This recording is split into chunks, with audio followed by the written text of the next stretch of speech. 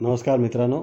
आज आपण एका नव्या विषयासोबत परत एकदा भेटतो आहे. यावेळेसचा या आपल्याला लेक्चरचा विषय आहे Denison and Jorgenson Griliches sources of growth.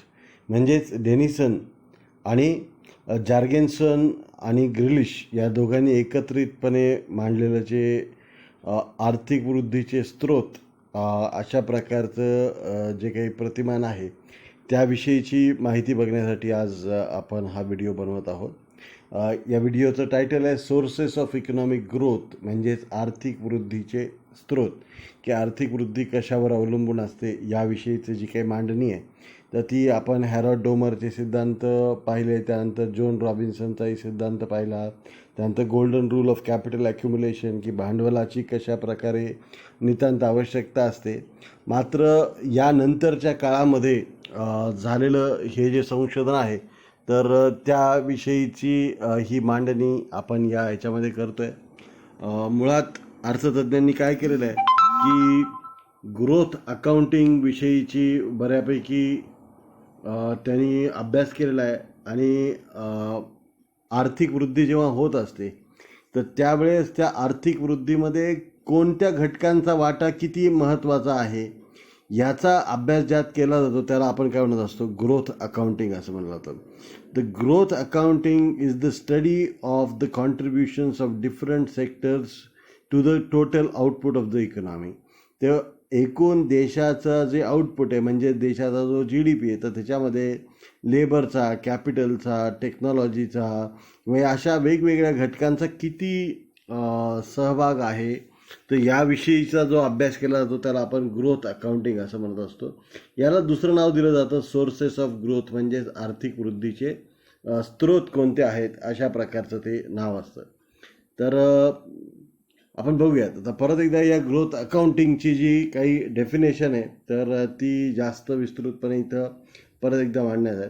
Growth accounting refers to the breaking down of the rate of growth of the total output of an economy into contributions from growth of inputs such as labor, capital and technological progress. तर growth of accounting explains the sources of growth, म्हणजेच आर्थिक वृद्धींचे लेखांकन हे जे आहे तर ते आर्थिक वृद्धीचे स्रोत कोणते आहेत याविषयी आपल्याला स्पष्टीकरण करते. Growth accounting is an explanation of economic growth. आर्थिक वृद्धीचं ते विश्लेषण असतं, स्पष्टीकरण असतं. तर what is the contribution of labor to the economic growth, what is the contribution of capital accumulation to the economic growth, and what is the contribution of technological changes to the economic growth. आता यापूर्वीचे जे आपण प्रतिमानं पाहिलेली आहेत की ज्यामध्ये आपण हॅरॉड डोमरचं प्रतिमान पाहिलं होतं किंवा जॉन रॉबिन्सनचं प्रतिमान पाहिलं किंवा golden rule of capital accumulation, आपण तोपर्यंत एका नव्या घटकाचा अभ्यास केलेला नव्हता आणि तो घटक म्हणजे जो इथं आपल्याला महत्त्व दिसतं त्याला, तो म्हणजे हा जो घटक आहे टेक्नॉलॉजिकल चेंज. तांत्रिक घटकांना आत्तापर्यंत महत्त्व दिलेलं नव्हतं. खरं ते एक महत्त्वाचं प्रतिमान, सोलोचं प्रतिमान, जे काही अंशी आपण गोल्डन रूल ऑफ कॅपिटल ॲक्युम्युलेशनमध्ये पाहिलं, तर भांडवल संचयाला फार महत्त्व देणारं आणि त्याचबरोबरीनं जे सोलो नावाचे जे इकॉनॉमिस्ट होऊन गेले ज्यांची माहिती आपण पुढे बघणार आहोत, तर त्यांनी एकूण आर्थिक वृद्धीच्या प्रतिमानामध्ये टेक्नॉलॉजिकल फॅक्टर्सना, तांत्रिक घटकांना इतकं महत्त्व दिलेलं आहे की त्यामुळं एक नवा विषय त्यांनी चर्चेत आणला. ग्रोथ अकाउंटिंगमध्ये लेबर आणि कॅपिटल यांच्या इतपतच किंवा त्यांच्यापेक्षाही अनेक पटींनी जास्त महत्त्व त्यांनी या तांत्रिक प्रगतीला आणि तांत्रिक ज्ञानाला दिलेलं आहे आणि कशा प्रकारे ते दिलेलं आहे, काय त्याचा अर्थ आहे, तर तो आपल्याला बघायचा आहे. आता इथं जर आपण पाहिलं तर जेव्हा आर्थिक वृद्धी होत असते that the sources of growth, if we look at the sources of growth, how does growth take place, so how can we explain the growth, that where from this growth has come. तर आर्थिक वृद्धी जी आलेली आहे तर ती कोणत्या घटकांमुळे आलेली आहेत आणि कोणत्या घटकांचं किती कॉन्ट्रीब्युशन त्यामध्ये आहे हे बघायचं असेल तर आपल्याला ह्या सोर्सेस ऑफ ग्रोथचं दोन फॅक्टर्समध्ये डिव्हिजन करावं लागते. Increase in the quantity of inputs आणि increase in the total factor productivity. आता इथं जर आपण बघितलं तर हा घटक आपल्या सर्वांना माहिती आहे की जेव्हा आपण 2 मजूर लावायचे तिथं जेव्हा आपण 4 मजूर लावतो, एक मशीनच्या ऐवजी इथं 2 मशीन लावतो. तर अशा प्रकारे मशीन वाढवल्या आणि मजूर वाढवले तर ह्या दोन्हींच्या वाढीमुळं जी आर्थिक वृद्धी घडून येते तर ती त्या लेबर आणि कॅपिटलमध्ये घडून येणारी आर्थिक वृद्धी असते. मात्र some part of the economic growth is not explained by the increase in the quantity of inputs. For example, मी जेव्हा 2च्या ऐवजी 4 मजूर लावतो आणि एकाच्या ऐवजी 2 मशीन करतो, याचा अर्थ मी काय केलेलं आहे की माझ्याकडे असणारं जे काही श्रमिक आणि भांडवल आहेत ते मी दुप्पट केलेलं आहे. मात्र हे दुप्पट केल्यामुळं जर उत्पादन 4 पटीने वाढलं तर मग हे जी 4 पट जी वाढ झालेली आहे 2 पट होणं साहजिक आहे. मात्र जेव्हा ती 4 पट होते मग अशा वेळेस ही वाढ कशामुळं होते तर that is due to the increase in total factor productivity. त्याला मल्टी फॅक्टर प्रोडक्टिव्हिटी असं सुद्धा म्हणतात की जे अनेक घटक काम करत असतात तर त्या सर्वांच्या उत्पादकतेत जो बदल होतो त्यामुळं. आणि मग अशा प्रकारे ही जी वाढीव वृद्धी असते तर जिलाच पुढे रेसिड्युअल किंवा उर्वरित आर्थिक वृद्धी असं म्हणलेलं आहे. तर ती घडवण्याचं महत्त्वाचं कारण काय आहे तर टेक्नॉलॉजिकल प्रोग्रेस आहे असं जे आहे तर ते रॉबर्ट सोलो यांनी आपलं मत मांडलं.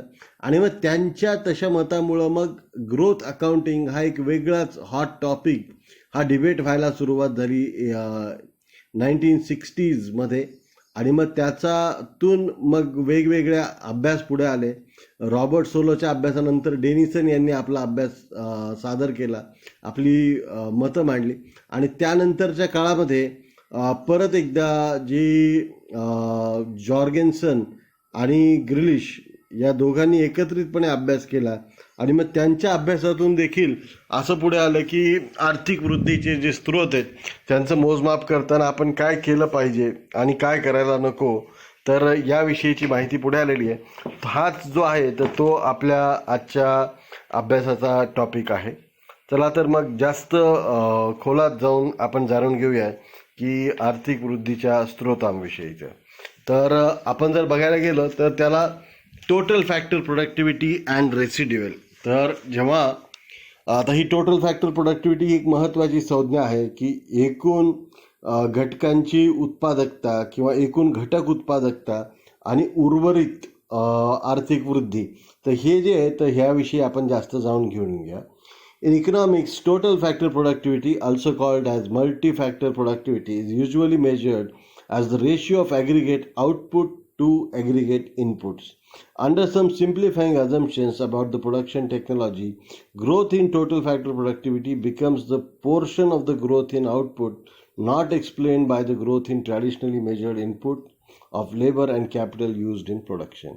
आता टोटल फॅक्टर प्रोडक्टिव्हिटी आणि रेसिड्युअल या दोन्ही संज्ञा एकच आहेत. परत एकदा मी रिट्रेट करतो की या व्याख्येवरून आपण असं म्हणू शकतो की टोटल फॅक्टर प्रोडक्टिव्हिटी आणि रेसिड्युअल या दोन्ही गोष्टी एकच आहेत की when we increase the quantity of inputs we get increase in output which is more than the increase in the input. म्हणजेच काय तर जेव्हा आपण आदानं इनपुट्स वाढवतो समजा आपण लेबर आणि कॅपिटल दुप्पट केले तर होणारी वाढ जर एकूण उत्पादनात होणारी वाढ जर असेल टोटल फॅक्टर प्रोडक्टिव्हिटीमधील वाढ जी असेल तर ती 4 पट असेल. तर दुप्पट जेव्हा आपण आदानांची संख्या दुप्पट करतो तेव्हा उत्पादन जर दुप्पट झालं तर याचा अर्थ संपूर्ण जी वाढ झालेली आहे तर that is only because of increase in the ratio of inputs.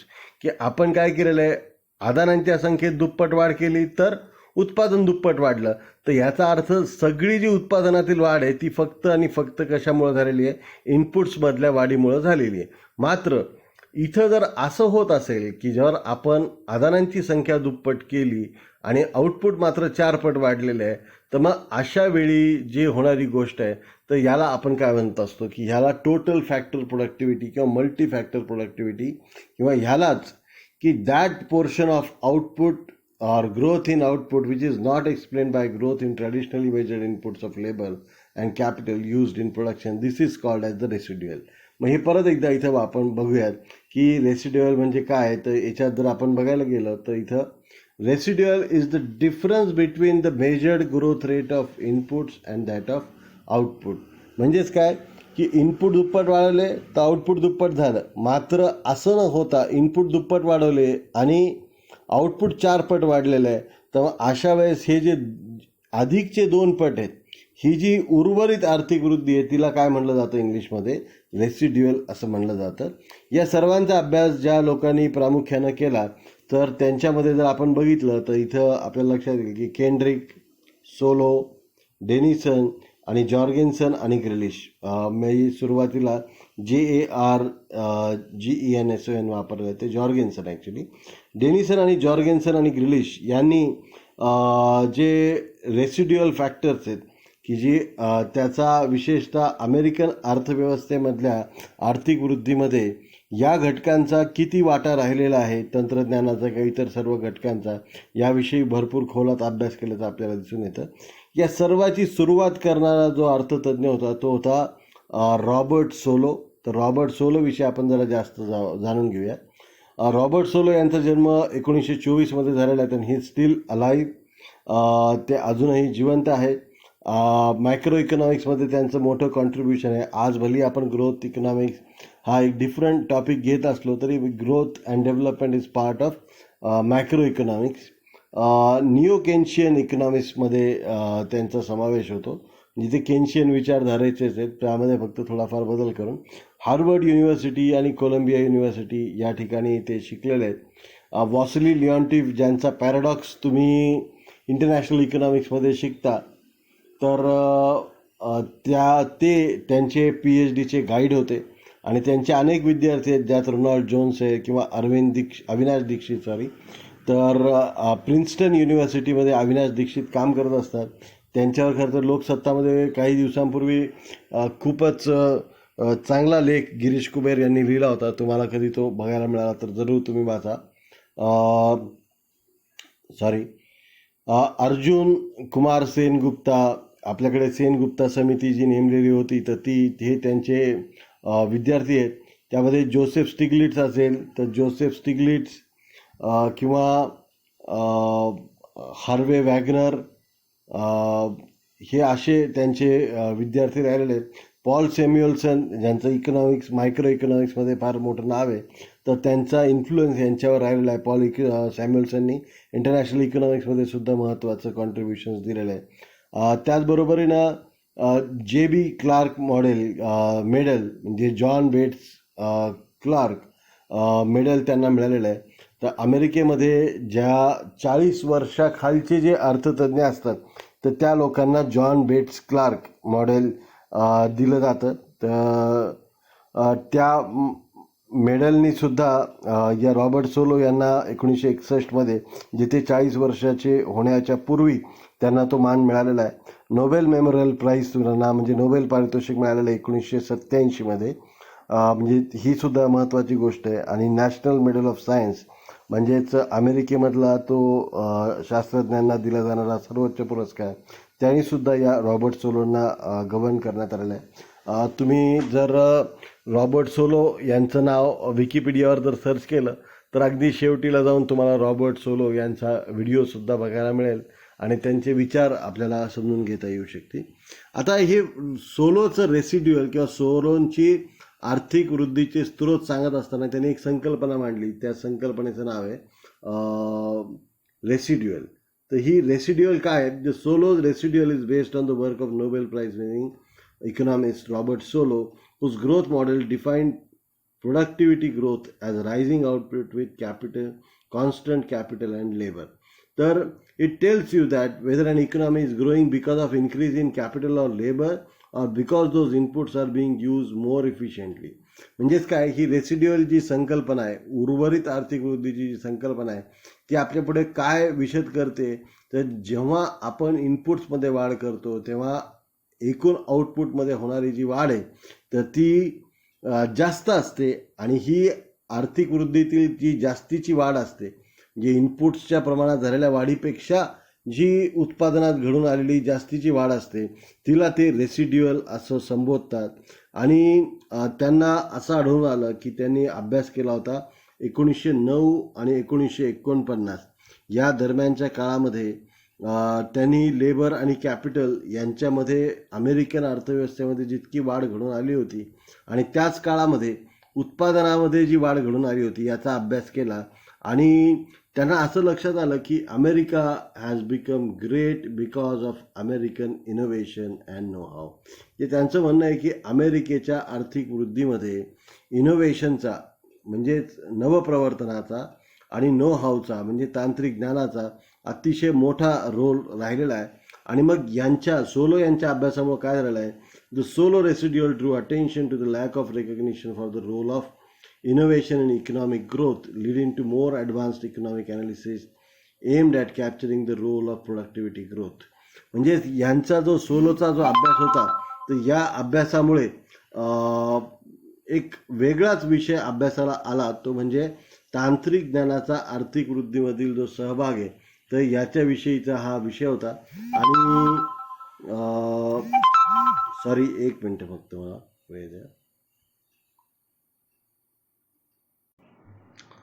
The Solo came to the conclusion that during 1909 and 1949, the average growth rate of output per head in USA can be attributed 12.5% to increase in capital per worker and the residual to the technical change. म्हणजेच काय, 1909 ते 1949 या काळामधला त्यांनी जो अभ्यास केलेला आहे त्याच्यावरनं त्यांना असं दिसून आलं की त्या काळातील अमेरिकेच्या एकूण उत्पादनातील वाढ जी आहे त्यामध्ये फक्त 12.5% वाढ ही प्रतिमजूर उपलब्ध असणाऱ्या भांडवलाच्या मध्ये जी वाढ झालेली आहे त्याला देण्यात येते. मात्र 87.5% इतक्या मोठ्या प्रमाणातील आर्थिक वृद्धी जी आहे तर तिचं प्रमुख कारण काय, टेक्नॉलॉजिकल चेंज म्हणजे तांत्रिक वृद्धीमुळं किंवा तांत्रिक ज्ञानात झालेल्या भरीमुळं अमेरिकेच्या अर्थव्यवस्थेमध्ये आणि अमेरिकेच्या एकूण आर्थिक वृद्धीमध्ये 87% योगदान मिळालेलं आहे असं म्हणणं त्यांनी मांडलं. आता हे खूप डेअरिंग स्टेटमेंट आहे, कारण की 87% म्हणजे ऑलमोस्ट 90% आर्थिक वृद्धी जी आहे जर ती तंत्रज्ञानामुळे होत असेल तर प्रत्येक देशानेच काय केलं पाहिजे, तांत्रिक ज्ञानावर लक्ष केंद्रित केलं पाहिजे.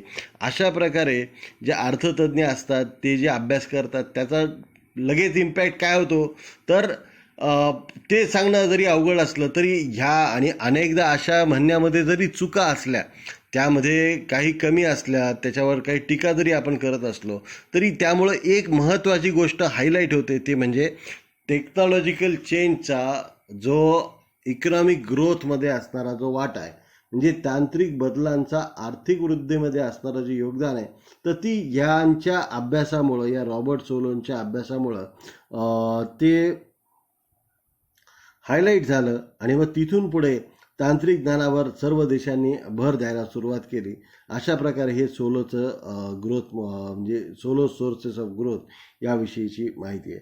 आता सोलोचं जसं प्रत्येक मोठ्या ह्याच्यावर आपण काही ना काहीतरी टीका बघतच असतो, तर त्यामध्ये काय होतं, पहिली टीका केली जाते त्याच्यामध्ये Solow's estimate undermine the role of investment and create an environment of investment pessimism.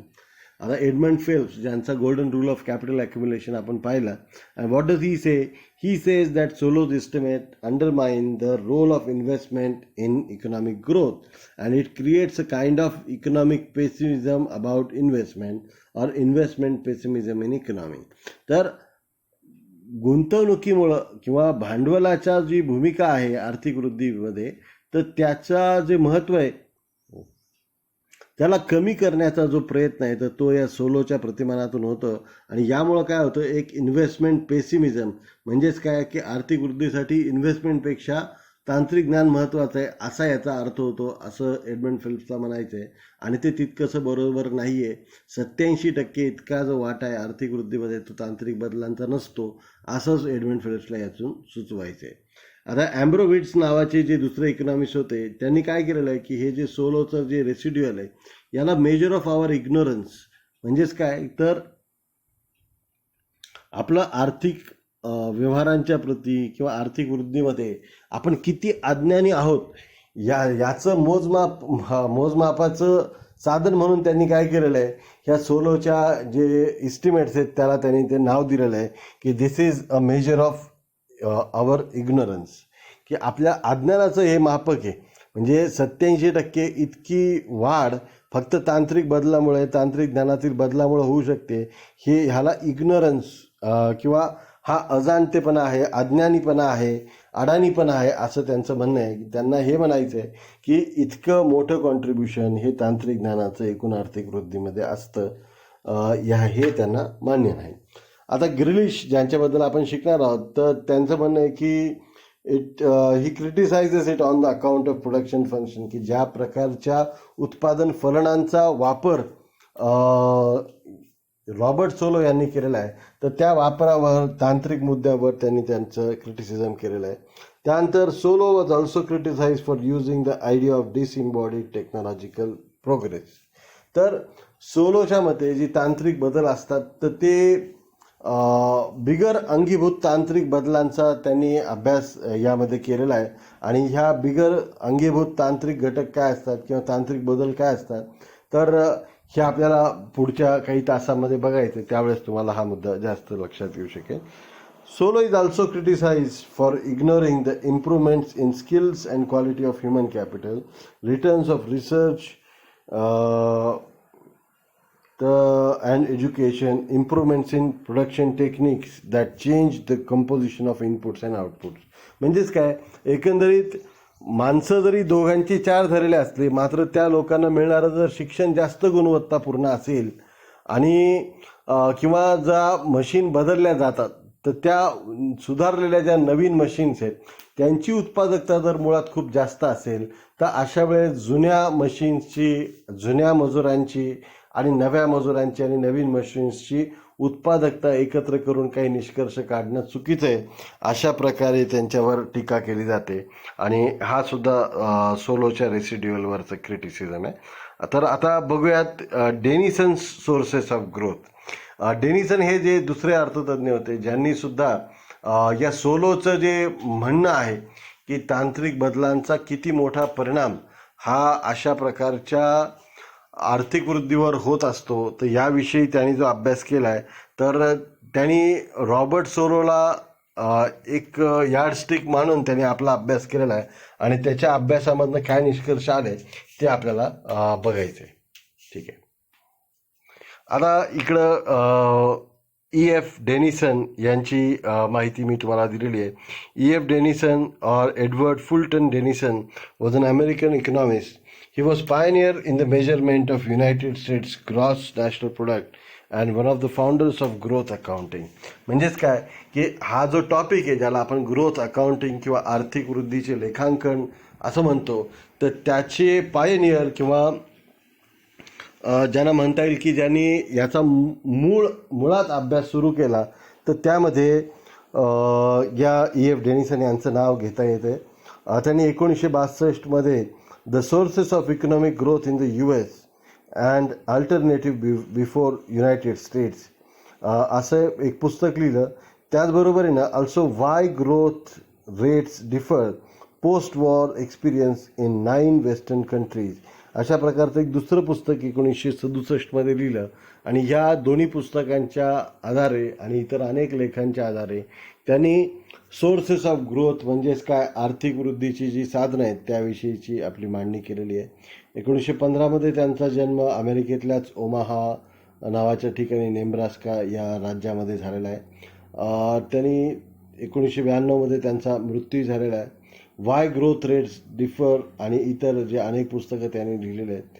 आणि ब्राऊन युनिव्हर्सिटी या ठिकाणी त्यांनी प्रामुख्यानं आपलं काम केलेलं आहे. आता त्यांनी कशाचा अभ्यास केलेला आहे बघूयात आपण, की Denison has studied US economy and has identified a number of sources of growth and their contribution in growth. मग डेनिसन यांनी काय केलेलं आहे की आर्थिक, विशेषतः अमेरिकन अर्थव्यवस्थेचा अभ्यास केलेला आहे. आणि तिथं त्यांनी आर्थिक वृद्धीच्या स्रोतांचा मुळात अभ्यास केला. आणि त्यांना असं आढळून आलं की जे आर्थिक वृद्धीचे जे स्रोत आहेत, तर they can be categorised in 4 important categories. मी जरा कलर बदलून घ्यायचे आता.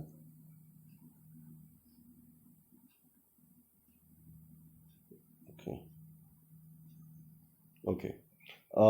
तर याविषयी जर बोलायचं झालं आपल्याला, तर आपल्याला असं म्हणता येईल, contribution of labour and capital adjusted for quality changes but not depend on technological change. म्हणजे पहिलं त्यांनी काय सांगितलेलं आहे की लेबर आणि कॅपिटलमध्ये होणारी वाढ आणि त्याचं एकूण आर्थिक वृद्धीतील योगदान हा एक आर्थिक वृद्धीचा स्रोत असतो. दुसरा स्रोत त्यांनी मानलेला आहे advances in knowledge and technological know how. आर्थिक वृद्धीचा दुसरा स्रोत काय, तर तांत्रिक ज्ञानात होणारी जी वाढ आहे आणि त्यामुळं होणारी उत्पादकतेतील वाढ. नंबर 3, जेव्हा आपण मोठ्या प्रमाणात उत्पादन करतो तेव्हा रिसोर्स अलोकेशन बदलतं. आपण आधारांचं जे वितरण असतं वेगवेगळ्या घटकामध्ये ते बदलतं. आणि इकॉनॉमीज ऑफ स्केल म्हणजे मोठ्या प्रमाणात उत्पादन केल्यामुळे होणारे फायदे.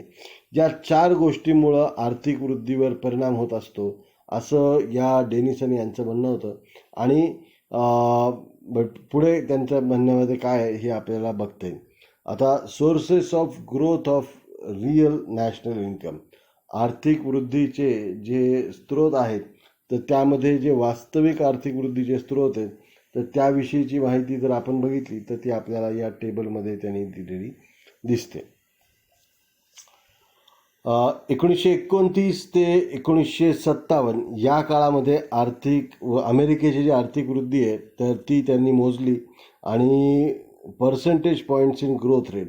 समजा आर्थिक वृद्धीचा दर जर 2.93% असेल आणि तो समजा 1929 ते 1957 या काळामध्ये एवढ्या दराने जर आर्थिक वृद्धी वाढत असेल तर त्यामध्ये 2% वाढ ही it is due to the increase in total output. की एकूण आउटपुट आहे त्याच्यामध्ये लेबर असेल, कॅपिटल असेल, लँड असेल यांच्यामुळं जी आर्थिक वृद्धी घडून येते.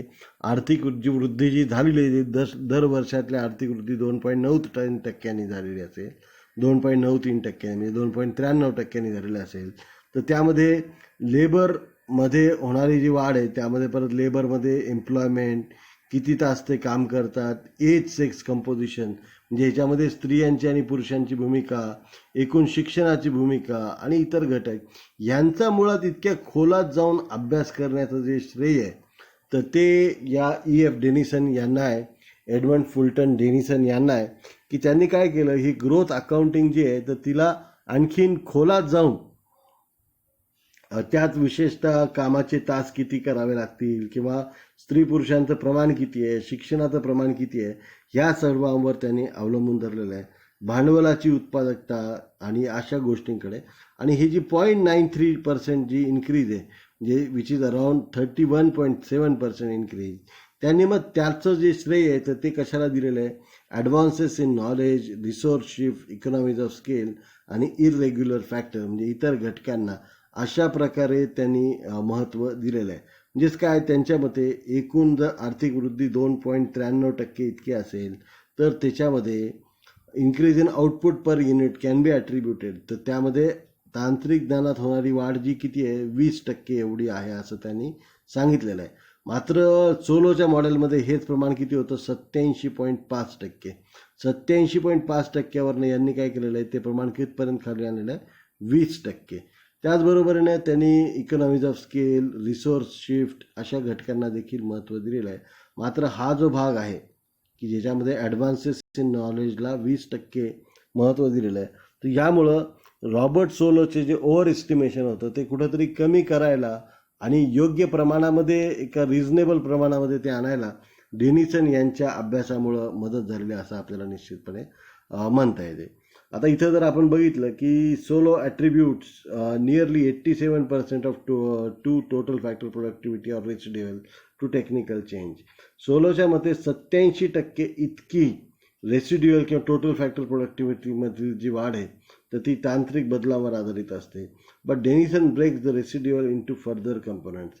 मात्र तिचं आणखीन खोलात जाऊन विश्लेषण करण्याचं काम हे कुणी केलेलं आहे, Denison. And that's why he is called as the father or Pioneer of growth accounting in United states of America and for that matter all over the globe. की कारण की अमेरिकेतच मुळात याचा अभ्यास जास्त सुरू झाला आणि त्यामुळं सगळ्या जगभरामध्ये आर्थिक वृद्धीचं लेखांकन किंवा ग्रोथ अकाउंटिंग याची सुरुवात या EF डेनिसन यांच्याद्वारे केल्या जाण्याचं आपल्याला दिसून येतं. He attributes increase in total productivity to improvements in the quality of labour force as consequence of better and more education. आता हा जर मागचा पाहिला इथं आपल्याला दिसेल की एज्युकेशनचा रोल किती आहे, 0.67, म्हणजे इथं जर पाहिलं 0.59. तर ॲडव्हान्सेस इन नॉलेज इतकंच महत्त्व त्यांनी कशाला दिलेलं आहे, या एज्युकेशनला दिलेलं आहे, की त्याच्यापेक्षाही जास्त महत्त्व त्यांनी एज्युकेशनला दिलेलं आहे, ज्यामुळं क्वालिटी ऑफ लेबर फोर्स ही सुधारते आणि त्यामुळं वाढ घडून येते. He segregates the effect of change in age sex composition of labour force and in various types of capital. तर त्यांनी काय केलेलं आहे, जी लैंगिक गुणोत्तरामध्ये जो बदल होत असतो, स्त्रियांच्या आणि पुरुषांच्या औद्योगिक क्षेत्रातील कामातील सहभाग, या सर्वांच्या घटकांना देखील त्यांनी फार महत्त्व दिल्याचं आपल्याला लक्षात येतं. Denison has performed extremely useful task of quantifying the contribution of increase in physical inputs to growth. तर वेगवेगळ्या आदानं आणि त्यांचं एकूण उत्पादनातील योगदान यांचं कॉन्ट्रीब्युशन, योगदान मोजण्याचं जे महत्त्वाचं कार्य आहे, तर ते या डेनिसनच्या मॉडेलमधून झाल्याचं आपल्याला दिसतं. जसं प्रत्येक मॉडेलवर काही ना काहीतरी टीका केलेली असते,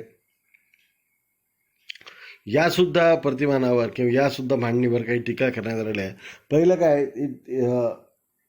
दिस analysis is criticised on the ground of guesstimating about the contribution of education. म्हणजे खरं तर शिक्षणाचं माणसाच्या उत्पादकतेतील जे योगदान आहे हे मोजायला गेलो तर ती अतिशय दुष्प्राप्य अशा प्रकारची गोष्ट आहे.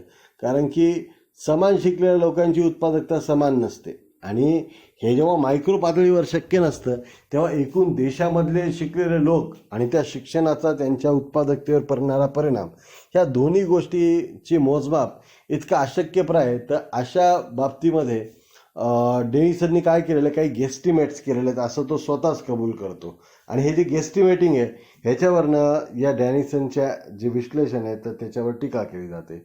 दुसरं म्हणजे Amartya Sen has criticise the simultaneous use of assumption of marginal productivity theory and persistent economies of large scale.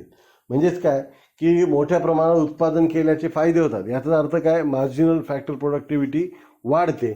मात्र एकीकडे म्हणायचं की मार्जिनल फॅक्टर प्रोडक्टिव्हिटी आणि दुसरीकडे काय म्हणायचं की इकॉनॉमीज ऑफ स्केल जे आहेत ते किंवा कॉन्स्टंट रिटर्न्स टू स्केल आहेत, अशा प्रकारे दुसरं अझम्पशन ठेवायचं की जे परस्पर विरोधी अशा प्रकारचे अझम्पशन्स आहेत.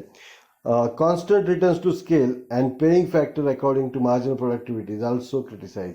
जे एकीकडे म्हणायचं की जितक्या प्रमाणामध्ये आपण आदाने वाढवू तितक्या प्रमाणामध्ये उत्पादन वाढेल, आणि दुसरीकडे मात्र काय म्हणायचं की जेवढी सीमांत उत्पादकता वाढेल किंवा घटेल त्यानुसार आपण काय करतो, कामगारांना पेमेंट मिळेल, अशा प्रकारचं एक गृहीतक त्यांनी ठेवलेलं होतं. त्याच्यावरही टीका केली जाते. त्यानंतर डेनिसन यांच्यावर सुद्धा डिसइम्बॉडीड टेक्नॉलॉजिकल चेंज याचा वापर केल्यामुळं सुद्धा त्यांच्यावर टीका केली जाते. त्यानंतर कॅपिटल आणि टेक्नॉलॉजी यांचा जो जॉईंट इफेक्ट होतो, की एकीकडे तंत्रज्ञान आणि भांडवल या दोघांचाही जो जॉईंट इफेक्ट होतो त्याच्याकडे लक्ष न दिल्याचा एक आरोप त्यांच्यावर केला जातो. आणि residual factor in economic growth remains the coefficient of our ignorance. म्हणूनच मग काय की जशी टीका ज्या रॉबर्ट सोलोच्या प्रतिमानावर अँब्रोविट्झने केली होती की it remains the coefficient of our ignorance किंवा it's remains as the measure of our ignorance, तर आपल्या मोजमापातील अज्ञानपणाचं, अजाणतेपणाचं, आपल्या ती लक्षात नाही येणारी गोष्ट ठेवण्याचं महत्त्वाचं मापक म्हणून आपल्या पुढे डेनिसनचा सुद्धा ॲनालिसिस येतो असं अँब्रोविट्सचं म्हणणं आहे.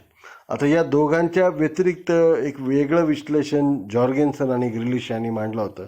चला तर मग आपण बघूयात ह्या जॉर्गेन्सन आणि ग्रिलिश यांचं जे एकत्रित प्रतिमान आहे, या दोघांनी मिळून काही पेपर्स सोबत लिहिले, आणि त्या पेपर्समध्ये जर आपण विशेष उल्लेख करायचा ठरवला तर आपल्याला असं दिसेल की त्यांनी जे अमेरिकन इकॉनॉमिक रिव्ह्यू नावाचं जे मोठं मॅगझिन आहे, तर त्या मॅगझिनमध्ये त्यांनी काही जॉईंटली पुस्तकं किंवा आपले आर्टिकल्स दिलेले आहेत.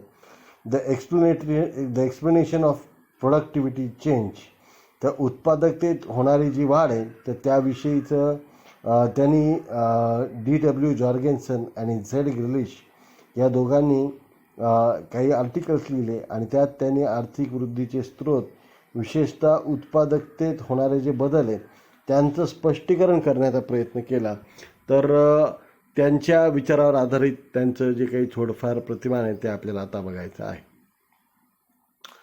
त्या दोघांचा एक हायपोथिसिस होता. हायपोथिसिस म्हणजे त्यांनी काही गृहीत परिस्थिती त्यांनी ठरवली होती आणि त्यांना कशाचा अभ्यास करायचा होता. They were trying to explain the productivity change. त्यांचं जे टायटल होतं त्यांचं study, the explanation of productivity change. तर ह्या उत्पादकतेत होणाऱ्या वाढीचं विश्लेषण करणे हा त्यांच्या याचा म्हणजे काय म्हणता येईल त्याला हायपोथिसिस किंवा गृहीत जे विधान होतं तर ते होतं. आणि they have put up a hypothesis that if the errors in measures are corrected then the growth in output is largely explain by the growth in total input. आणि त्यांनी असं गृहीत धरलं होतं की जर वेगवेगळ्या ज्या चुका संख्याशास्त्रज्ञ करत असतात आर्थिक वृद्धीचं मोजमाप करत असताना, त्या चुका जर आपण वगळल्या तर आर्थिक वृद्धी जी आहे किंवा एकूण उत्पादकतेत होणारी वाढ जी आहे तर ती प्रामुख्यानं त्याचं केवळ आणि केवळ कार्य काय किंवा त्याचं कारण काय असतं तर ती असते ते म्हणजे ग्रोथ इन टोटल इनपुट. एकूण आपण जेव्हा आदानांची संख्या वाढवतो त्याच वेळेस त्याच्या एकूण उत्पादनामध्ये वाढ होत असते असं त्यांना म्हणायचं आहे. In order to prove their hypothesis, they studied the growth of US economy from the period 45 to 65 without correcting for errors. Then they corrected, sorry, इथं एक वाक्य पाहायचं. Then they corrected following 5 types of the error.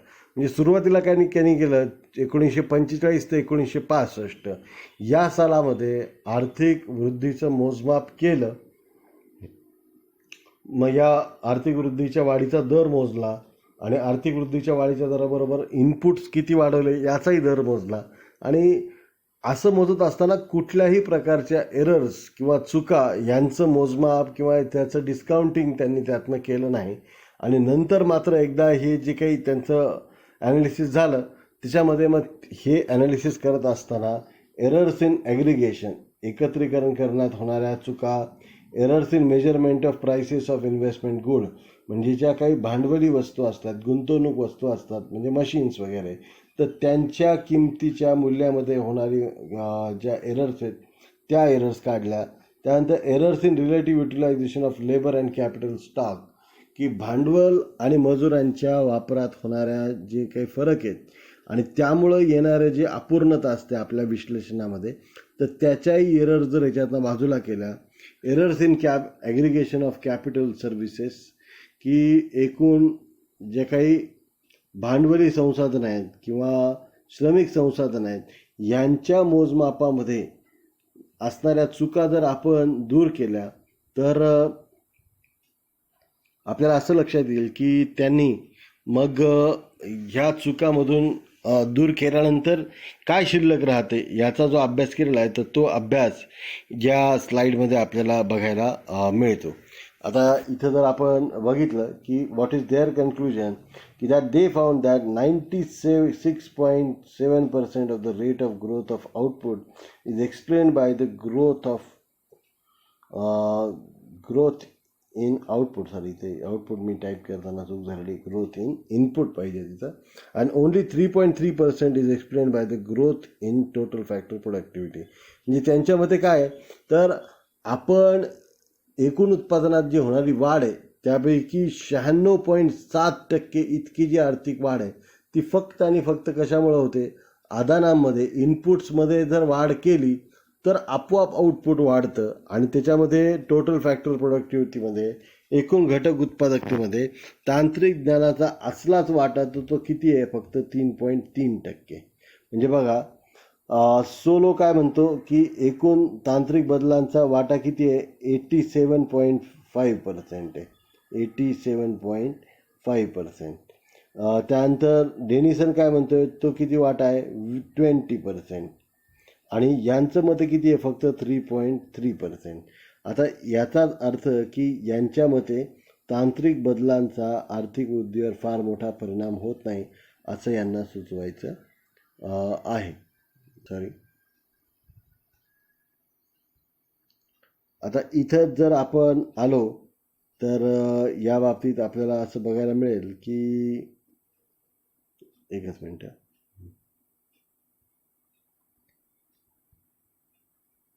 त्यांनी काय केलेलं आहे की सुरुवातीला विदाऊट करेक्शन म्हणजे कुठल्याही प्रकारची चुकांची दुरुस्ती न करता त्यांनी काय केलेलं आहे की 3.49% हा आर्थिक वृद्धीच्या वाढीचा दर आहे. समजा 3.49% आहे, त्यापैकी 1.83 इज ड्यू टू इनपुट्स आणि 1.60 is due to total factor productivity. म्हणजेच एकूण उत्पादकतेत होणारी जी वाढ आहे तर कुठल्याही चुका दुरुस्त न करता जर आपण त्याचं मोजमाप केलं तर जवळपास 52.4% आर्थिक वृद्धी ही केवळ इनपुट्समुळे होते आणि 47.6% म्हणजे 1.6% म्हणजे 47.6% इतकी टोटल फॅक्टर प्रोडक्टिव्हिटीमधला जो बदल आहे it is due to the changes in technology of production. तर याला त्यांनी महत्त्वाची भूमिका दिलेली आहे सुरुवातीला.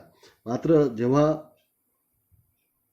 त्यांच्या या 5 प्रकारच्या aggregation, investment goods prices, relative utilisation, aggregation of capital services, aggregation of labour services या अशा वेगवेगळ्या चुका जर आपण याच्यातनं वजा केल्या या 47%मधनं तर आपल्याला असं दिसेल की केवळ 3.3% इतकी वाढ जी आहे तर ती तांत्रिक बदलामुळे होते आणि बाकीची सर्व जी बदल आहेत तर ते सर्व बदल होण्याचं प्रामुख कारण काय असतं हे इनपुट्स एवढं असतं. म्हणजे इथं जर आपण पाहिलं तर 96.7% of the growth in output is explained by the growth in inputs आणि only 3.3% is due to the changes in total factor productivity or residual किंवा तांत्रिक बदलामुळे इतकंच येतं.